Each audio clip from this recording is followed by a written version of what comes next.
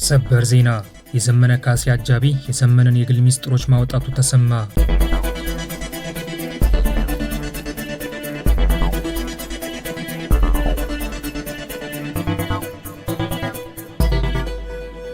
ሰላም ጤና ይስጥልን ውድ የኢንፎርም ኢትዮጵያ ቤተሰቦች እንደምን ቆያችሁ? እነሆ ከታማኝና ውስጥ አዋቂ መረጃ ምንጮቻችን የሰበሰብናቸውና ለዚህ መረጃ ሰዓት የደረሱልን ወቅታዊ ጉዳዮች ይዘንላችሁ ቀርበናል። ውድ የኢንፎርም ኢትዮጵያ ቤተሰቦች ወቅታዊ መረጃዎቻችንን ለመከታተል ያመቻችሁ ዘንድ ዋና ዋና ጉዳዮቹን አስቀድመን እናሳውቃችሁ። ሰበር ዜና የዘመነ ካሴ አጃቢ የዘመነን የግል ሚስጥሮች ማውጣቱ ተሰማ። የዘመነ ካሴ አጃቢ የዘመነ የግል ባህሪ በተመለከተ በርካታ አስደንጋጭ ሚስጥሮችን ማውጣቱ ታውቋል። የዘመነ ካሴ አጃቢ ዘመነ በማህበራዊ ሚዲያ የሚታማባቸው ጉዳዮች በተመለከተ የሚያውቀውን እውነት በዝርዝር ተናግሯል። የዘመነ አጃቢ የፋኖ ወቅታዊ ቁመና በተመለከተም አዳዲስ መረጃዎችን ማውጣቱም ታውቋል። የዘመነ አጃቢ በአማራ ክልል የተፈጸሙ አስደንጋጭ ወንጀሎችንም በዝርዝር አጋልጧል። ይህንን ጉዳይ በዝርዝር ታደምጡታላችሁ። አዲስ ሀገር የሚያዋልድ አዲስ ታጣቂ ኃይል መደራጀቱ ተሰማ። በሰሜን ኢትዮጵያ አዲስ ሀገር ለማዋለድ የተደራጀውን አዲሱን ታጣቂ ኃይል በተመለከተ ዝርዝር መረጃ ተገኝቷል። በሰሜን ኢትዮጵያ አዲስ ሀገር ለማዋለድ የተደራጀው አዲሱ ታጣቂ ኃይል አንድ ወጥ ታጣቂና የእዝ ሰንሰለት እንዳለውም ታውቋል። በሰሜን ኢትዮጵያ አዲስ ሀገር ለማዋለድ ከተደራጀው አዲሱ ታጣቂ ኃይል ጀርባ ማሳካት የተፈለገው የፖለቲካ ግብም ታውቋል። በሰሜን ኢትዮጵያ አዲስ ሀገር ለማዋለድ የተደራጀው አዲሱ ታጣቂ ኃይል ታጣቂዎች ማንነትና ስብጥርም ታውቋል። ይህንንም ጉዳይ በዝርዝር ታደምጡታላችሁ። ውድ የኢንፎርም ኢትዮጵያ ቤተሰቦች በዚህ መረጃ ሰዓት እነዚህና ሌሎች ጉዳዮችን በዝርዝር እንነግራችኋለን። አስቀድማችሁ ቻናላችንን ላይክና ሼር እንድታደርጉና መረጃዎቻችንን እንድትከታተሉ በአክብሮት እንጋብዛለን። አሁን ወደ ዝርዝሩ እናልፋለን። ሰበር ዜና የዘመነ ካሴ አጃቢ የዘመነን የግል ሚስጥሮችን ማውጣቱ ተሰማ። የዘመነ ካሴ አጃቢ የዘመነ የግል ባህሪ በተመለከተ በርካታ አስደንጋጭ ሚስጥሮችን ማውጣቱ ታውቋል። የዘመነ ካሴ አጃቢ ዘመነ በማህበራዊ ሚዲያ የሚታማባቸው ጉዳዮች በተመለከተ የሚያውቀውን እውነት በዝርዝር ተናግሯል። የዘመነ አጃቢ የፋኖ ወቅታዊ ቁመና በተመለከተም አዳዲስ መረጃዎችን ማውጣቱም ታውቋል። የዘመነ አጃቢ በአማራ ክልል የተፈጸሙ አስደንጋጭ ወንጀሎችንም በዝርዝር አጋልጧል። የዘመነ ካሴ የግል አጃቢ የዘመነ ሚስጥሮች በዝርዝር ማውጣቱ ተሰማ። የዘመነ አጃቢ የዘመነን የግል ባህሪ የተመለከቱ አስደንጋጭ ሚስጥሮችን ማውጣቱም ታውቋል። ዘመነ በማህበራዊ ሚዲያ የሚታማባቸው ጉዳዮች በተመለከተ የግል አጃቢው የሚያውቀውን እውነት መናገሩም ተሰምቷል። የዘመነ አጃቢ የፋኖ ወቅታዊ ቁመና የተመለከቱ አዳዲስ መረጃዎችን ማውጣቱም ተሰምቷል። በአማራ ክልል የተፈጸሙ አስደንጋጭ ወንጀሎችንም የዘመነ አጃቢ አጋልጧል። በአማራ ክልል የሚካሄደው በትጥቅ የተደገፈ የአመፅ እንቅስቃሴ እየተዳከመ መምጣቱ ተከትሎ በርካታ የፋኖ አመራሮችና የፋኖ ታጣቂዎች እጃቸውን ለመንግስት እየሰጡ እንደሚገኙ የሀገር መከላከያ ምንጮች አመለከቱ። ባለፉት 2 ወራት ከ20 ሺህ በላይ የፋኖ መሪዎችና የፋኖ ታጣቂዎች እጃቸውን እንደሰጡ ያመለከቱት የመከላከያ ምንጮች ከሰሞኑ እጃቸውን ከሰጡ የፋኖ ታጣቂዎች መካከል አንዱ የዘመነ ካሴ አጃቢ እንደሆነ ጠቁመዋል። በሰሜን ጎጃም አቸፈር አካባቢ ለሚንቀሳቀሰው የሀገር መከላከያ ሰራዊት እጁን የሰጠው የዘመነ ካሴ ግል ጠባቂና አጃቢ ዘመነ ካሴን የተመለከቱ በርካታ አስደንጋጭ መረጃዎችን ማውጣቱንም የመከላከያ ምንጮች ገልጸዋል። በፋኖ የትግል እንቅስቃሴ ተስፋ ቆርጦ እጁን የሰጠው የዘመነ ካሴ አጃቢ ከዘመነ ካሴ ጥቂት ታማኝ የግል ጠባቂዎችና አጃቢዎች መካከል አንዱ እንደነበርም የመከላከያ ምንጮች አመልክተዋል። ከአማራ ልዩ ኃይል ከርቶ ፋኖን የተቀላቀለው የዘመነ አጃቢ ላለፉት 3 ዓመታት የዘመነ የግል ጠባቂና አጃቢ ሆኖ እንዳገለገለ ዘመነ ካሴ ወደ ሱዳን እስከሸሸበት ጊዜ ድረስ በዘመነ የግል ጠባቂነት እንዳገለገለ ታውቋል። የዘመነ አጃቢ ሆኖ በቆየበት ጊዜ በርካታ አስደንጋጭ ነገሮች እንደተመለከተ የተናገረው የዘመነ አጃቢ ዘመነ ወደ ሱዳን የሸሸው ፋኖን ለህወሓት ሽጦና ፋኖን አፈራርሶ ነው ማለቱንም የመከላከያ ምንጮች ገልጸዋል። ዘመነ እንደ ቅዱስ ገብርኤልና እንደ ቅዱስ ሚካኤል አምነው ነበር በማለት በዘመነ ካሴ ላይ የነበረውን ፍጹም መተማመን የሚገልጸው የዘመነ አጃቢ አብሬው መዋልና ማደር ስጀምር ግን ከዘመነ የማልጠብቃቸውና እጅግ የሚያስፈሩ ነገሮች አየሁ ማለቱንም የመከላከያ ምንጮች ገልጸዋል። በማህበራዊ ሚዲያ በዘመነ ሲጻፍ በነበረ ነገር ተሸውጃለሁ። በማህበራዊ ሚዲያ ላይ ያለው ዘመነና መሬት ላይ ያለው ዘመነ አይተዋወቁም የሚለው የዘመነ አጃቢ ዘመነ ወደ ሱዳን የሸሸው ከአንዳንድ የግል ጠባቂዎቹና አጃቢዎቹ ጭምር ተደብቆ እንደሆነ ተናግሯል። ዘመነ እጅግ ጨካኝና ሰብአዊነት የሚባል ነገር ጨርሶ የሌለው ሰው ነው። ድንገት ወደ ሱዳን የሸሸውም መንግስትን ብቻ ሳይሆን የጎጃም ህዝብን ጭምር ፈርቶ ነው የሚለው የዘመነ አጃቢ በዘመነ ካሴ ቀጥተኛ ትዕዛዝ በርካታ አስደንጋጭ ወንጀሎች በህዝብ ላይ ሲፈጸም ማየቱንም ተናግሯል። ጎሹ የሚባል ፋኖን ከመንግስት ጋር ለማደራደር እንቅስቃሴ የጀመረ መምህር በዘመነ ካሴ ቀጥተኛ ትዕዛዝ በህይወት እያለ ሲቀበር አይቻለው የሚለው የዘመነ አጃቢ ባለፉት 3 ዓመታት በዘመነ ቀጥተኛ ትዕዛዝ የተረሸኑ በራሱ በዘመነ እጅ የተገደሉ በርካታ ሰዎች እንዳሉም ተናግረዋል። በዘመነ ካሴ የሚመራው የፋኖ እንቅስቃሴ የአማራን ህዝብ በተለይ የጎጃምን ህዝብ የመከራ አይነት አወረደበት እንጂ አንድም ትርፍ አላመጣለትም። ገበሬው ማረስ አልቻለም። ሴቶች በጠራራ ፀሐይ ይደፈራሉ። ቤተሰብ ለቤተሰብ መታየት አልቻለም። ልጆች ትምህርት ቤት መሄድ ቅንጦት ሆኗል። እገታው፣ ድብደባው ለከት የለውም። የጉሊት ነጋዴዎች ሳይቀሩ በግድ ለዘመነ ግብር እንዲከፍሉ ይደረጋሉ የሚለው የዘመነ አጃቢ በፋኖ የትግል ዘመን ሀብት ንብረት እንደሰበሰበም ይገልጻል። ከዲያስፖራ የሚመጣውና አረብ ሀገር ከሚገኙ ሴቶች እንዲሁም በተለያየ መንገድ የሚሰበሰበው ገንዘብ በቀጥታ ዘመነ ካሴ እጅ ነው የሚገባው። ለፋኖች አንድ ብር አይደርስም። የፋኖ ታጣቂ የሚቀይረው ልብስ የለውም። የሚታገለውም ቅማል የበላው ነው። ተራው የፋኖ ታጣቂ ምንም የተጠቀመው ያገኘውም ነገር የለም። ዘመነ ቤተሰቡን ዩጋንዳ አስቀምጦ በቤተሰቡም ስም እየነገደ ቤት ንብረት እንደገዛ እኛ እናውቃለን የሚለው የዘመነ አጃቢ በፋኖ የትግል እንቅስቃሴ ውስጥ ባሳለፍነው ጊዜ እጅግ እንደሚቆጭና እንደሚጸጸት መግለጹንም የመከላከያ ምንጮች አመልክተዋል። ዘመነ ንግግር ከማሳመር ውጪ ምንም አይነት የፖለቲካም ሆነ የወታደራዊ እውቀት የለውም። የፋኖ ትግልን በቀጥታ የሚመራው ሻለቃ ዳዊት ወልደ ጊዮርጊስ ነው የሚለው የዘመነ ካሴ አጃቢ ከሻለቃ ዳዊት ወልደ ጊዮርጊስ በተጨማሪ ዘመነ በስም ከማያውቃቸው ሰዎች ጋር ለሰዓታት በስልክ እንደሚያወራም ተናግሯል። በዘመነ ተመርቶ ለድል የሚበቃ ትግል የለም። ዘመነ እንኳን የአማራን ወጣት አስተባብሮ ትግሉን ሊመራ ቀርቶ ራሱን እንኳን በትክክል መምራት የማይችል የጫትና የሲጋራ ሱሰኛ ነው የሚለው የዘመነ አጃቢ ዘመነ ጫትና ሲጋራ ካጣ እንደ እብድ ያደርገዋል። ትልልቅ መስቀል አንገቱ ላይ ሲያጠልቅ የማርያምን ስም ደጋግሞ ሲጠራ ሃይማኖተኛ ይመስላል። ነገር ግን ገዳም ውስጥ ጭምር ጫት የሚቅም ሲጋራና ማሪዋና የሚያጨስ ሴት ይዞ እያደረ የተቀደሰን ቦታ የሚያረክስ አረመኔ ነው ሲልም የዘመነ ሚስጥሮች በዝርዝር ማውጣቱ ታውቋል። የጎጃም ፋኖ ግማሹ ወደ ቤቱ ገብቷል፣ ግማሹ እጁን ለመንግስት ሰጥቷል፣ ግማሹን መሳሪያውን ሽጦ ወደ ደቡብ ሱዳን ተሰዷል። የቀረውም 4 ቦታ ተከፍሎ እርስ በራሱ ለመዋጋት ከጫፍ ደርሷል። በአጠቃላይ ስንት ወጣቶች የረገፉበት የፋኖ ትግል ተፈረካክሷል የሚለው የዘመነ አጃቢ ለፋኖ እንቅስቃሴ ውድቀት ዋነኛው ተጠያቂ ዘመነ ካሴ መሆኑን መናገሩን የመከላከያ ምንጮች አመልክተዋል። በሰሜን ኢትዮጵያ አዲስ ሀገር የሚያዋልድ አዲስ ታጣቂ ኃይል መደራጀቱ ተሰማ። በሰሜን ኢትዮጵያ አዲስ ሀገር ለማዋለድ የተደራጀውን አዲሱን ታጣቂ ኃይል በተመለከተ ዝርዝር መረጃ ተገኝቷል። በሰሜን ኢትዮጵያ አዲስ ሀገር ለማዋለድ የተደራጀው አዲሱ ታጣቂ ኃይል አንድ ወጥ ታጣቂና የእዝ ሰንሰለት እንዳለውም ታውቋል። በሰሜን ኢትዮጵያ አዲስ ሀገር ለማዋለድ ከተደራጀው አዲሱ ታጣቂ ኃይል ጀርባ ማሳካት የተፈለገው የፖለቲካ ግብም ታውቋል። በሰሜን ኢትዮጵያ አዲስ ሀገር ለማዋለድ የተደራጀው አዲሱ ታጣቂ ኃይል ታጣቂዎች ማንነትና ስብጥርም ታውቋል። ባለፉት 6 ዓመታት በግጭት ሲታመስ በቆየው በሰሜኑ የኢትዮጵያ ክፍል አዲስ ሀገር ማዋለድን ዓላማው ያደረገ አዲስ ታጣቂ ኃይል መደራጀቱ ተሰማ።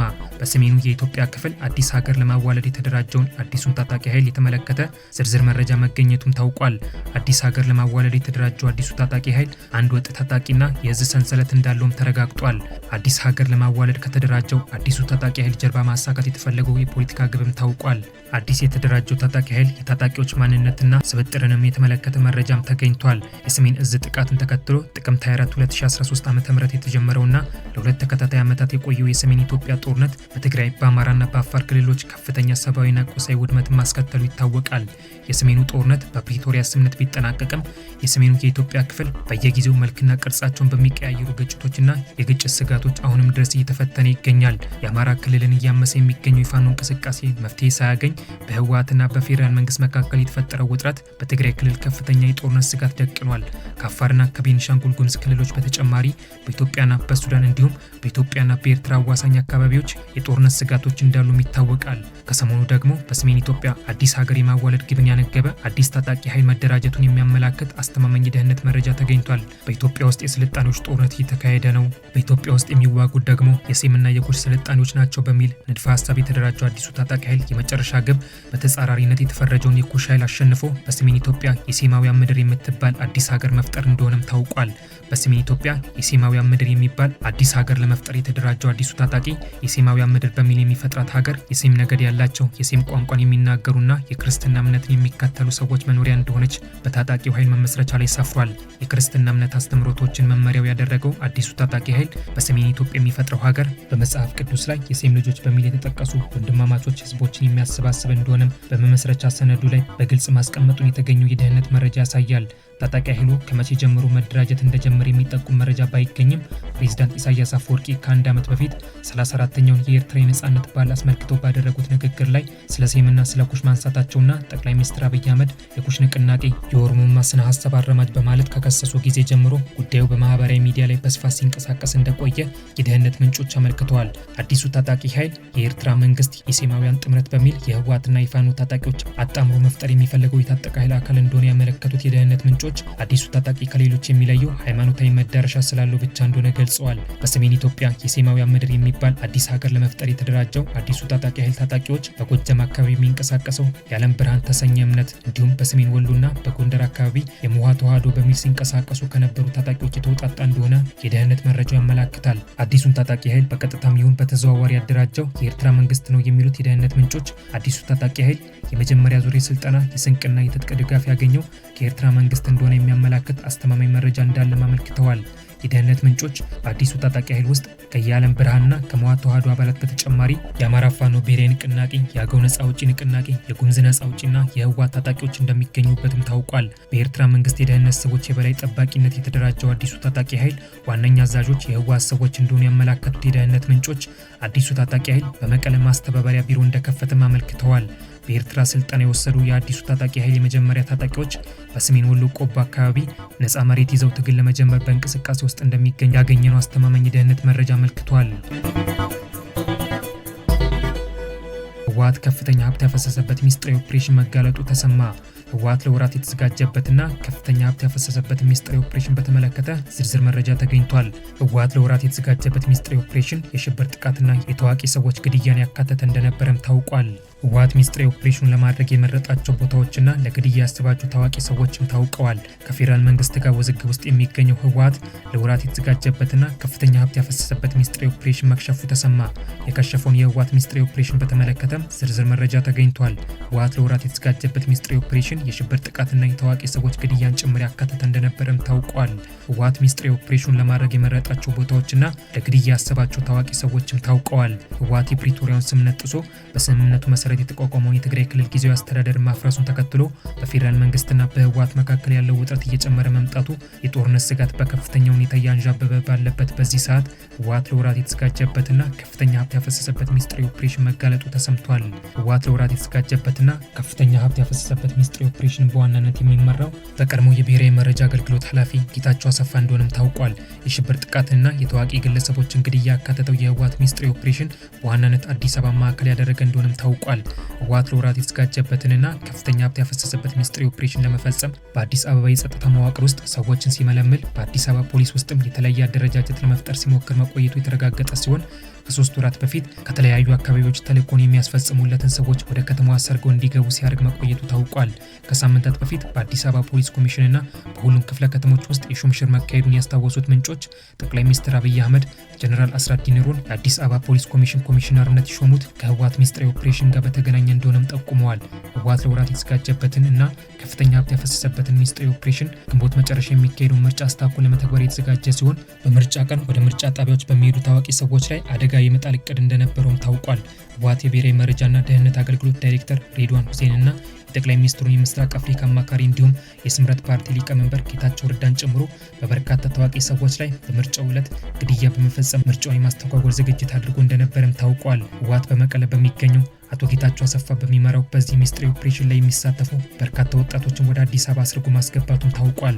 ባለፉት 3 ወራት ብቻ ከ50 ሺህ በላይ የሚገመቱ ወጣቶች በዋናነት ከትግራይና ከአማራ ክልል ወደ አዲስ አበባ መግባታቸውን የሚጠቁም መረጃ መኖሩን ለአዲስ አበባ ሰላምና ጸጥታ ቢሮ ቅርበት ያላቸው ምንጮች አረጋግጠዋል። ህወሓት ለወራት የተዘጋጀበትና ከፍተኛ ሀብት ያፈሰሰበት ሚስጥራዊ ኦፕሬሽን ለማሳካት እንዲሁም በአዲስ አበባ ከፍተኛ የሽብር ጥቃት ለማድረስ የአማራ ፋኖ ብሔራዊ ንቅናቄና የኤርትራ መንግስትን እንዳሳተፈም ታውቋል። ህወሓት ለወራት የተዘጋጀበትና ከፍተኛ ሀብት ያፈሰሰበት ሚስጥራዊ ኦፕሬሽን በቀላሉ በብሔራዊ መረጃና ደህንነት አገልግሎት የከሸፈ ሲሆን በሚስጥራዊ ኦፕሬሽኑ ተሳታፊ የነበሩ የጸጥታ አባላትና ወጣቶች በቁጥጥር ስር መዋላቸውም ታውቋል። የህወሓት ሚስጥራዊ ኦፕሬሽን መክሸፉን ተከትሎ ከፍተኛ የገንዘብ ኪሳራ እንዳጋጠመውም ታውቋል። የህወሓት ምርጫውን የማደናቀፍ እንቅስቃሴ መክሸፉን ተከትሎ በዘመነ ካሴ የሚመራው የአማራ ፋኖ ብሔራዊ ንቅናቄ አፋብን በምርጫው ቀን የተሳካ ኦፕሬሽን ፈጽሞ የምርጫውን ውጤት ተቀባይነት ለማሳጣት ሌላ ዝግጅት ማድረጉን የሚያመላክቱ የደህንነት መረጃዎች ከቀናት በፊት ተገኝተዋል። የአማራ ብሔራዊ ንቅናቄ ከ3 ዓመት በፊት በአዲስ አበባ ቦሌ አካባቢ ከፖሊስ ጋር ተታኩሶ በተገደሉ አባሉ ናሁሰናይ ስም በአዲስ አበባ ለማድረግ ያሰበውን ኦፕሬሽን ለማሳካት በከተማዋ ነዋሪ ከሆኑ አባላቶቹ በተጨማሪ የሰለጠኑ ታጣቂዎችና አጃቢ ወጣቶችን በተለያየ ምዕራፍ ወደ አዲስ አበባ አስርጎ ለማስገባት ዝግጅት ማድረጉ ታውቋል። ከቀናት በፊት ለሽብር ተግባር ሊውል የነበረ መነሻውን ከአማራ ክልል ያደረገ ተሽከርካሪ ህገወጥ 8 ክላሽ፣ 151 የክላሽ ጥይት፣ 17 የብሬን ጥይትና 7 የክላሽ ካዝና ጭኖ በድብቅ ወደ አዲስ አበባ ከተማ ለማሳለፍ ሲሞክር ለገጣፎ ኬላ ላይ በቁጥጥር ስር ማዋሉን የኢትዮጵያ ፌዴራል ፖሊስ መግለጹ ይታወሳል። በተመሳሳይ መነሻውን አማራ ክልል ባህር ዳር ከተማ ያደረገ ተሽከርካሪ በእንቁላል ካርቶን ውስጥ 988 የክላሽ ጥይት፣ 1 የብሬን ህገወጥ ጥይቶችን ደብቆ ወደ አዲስ አበባ ከተማ ለማሳለፍ ሲሞክር በቁጥጥር ስር መዋሉ ተገልጿል። የአማራ ፋኖ ብሔራዊ ንቅናቄ በአዲስ አበባ የሽብር ጥቃት ለማድረግ እንቅስቃሴ የሚያደርገው በከተማው የተሳካ ኦፕሬሽን መፈጸም የምርጫውን ውጤት ተቀባይነት ከማሳጣት በተጨማሪ የመንግስትን የተዳከመ ቁመና ለዓለም አሳይበታለሁ፣ በአማራ ክልል ተቀባይነትን እጨምራለሁ፣ ጠንካራ የጸጥታ መዋቅር ገንብቻለሁ፣ አዲስ አበባን በኮሪደር ልማት አዘምኛለሁ የሚለውን የጠቅላይ ሚኒስትር አብይ አህመድን ፕሮፓጋንዳና ከሽፋለሁ በሚል ስሌት እንደሆነ ታውቋል። የአማራ ፋኖ ብሔራዊ ንቅናቄ የሽብር ጥቃት ለማድረስ በከተማዋ ከሚገኙ አባላቶቹና ከአማራ ክልል ካስገባቸው ታጣቂዎች በተጨማሪ የአዲስ አበባና የፌዴራል ፖሊስ አባላትን ለመደለል እየሞከረ እንዳለ ታውቋል። በፌዴራል መንግስትና በህወሓት መካከል የተፈጠረውን ውጥረት እንዲሁም በኢትዮጵያና በኤርትራ መካከል ያንዣበበውን ግጭት ሸሽተው ወደ አዲስ አበባ ከሚመጡ ወጣቶች ጋር አሁንም ህወሓት በአዲስ አበባ ውስጥ ሁከትና ብጥብጥ የሚፈጥሩ በርካታ የሰለጠኑ ታጣቂዎች ወደ አዲስ አበባ እየላከ እንደሚገኝ የመረጃ ምንጮቻችን አመልክተዋል። ከትግራይ ወደ አዲስ አበባ ከሚመጡ ወጣቶች ጋር ከህወሓት ታጣቂዎች በተጨማሪ የትግራይ ክልል የነዋሪነት መታወቂያ የያዙ የኤርትራ የደህንነት ሰዎች መኖራቸውም ታውቋል።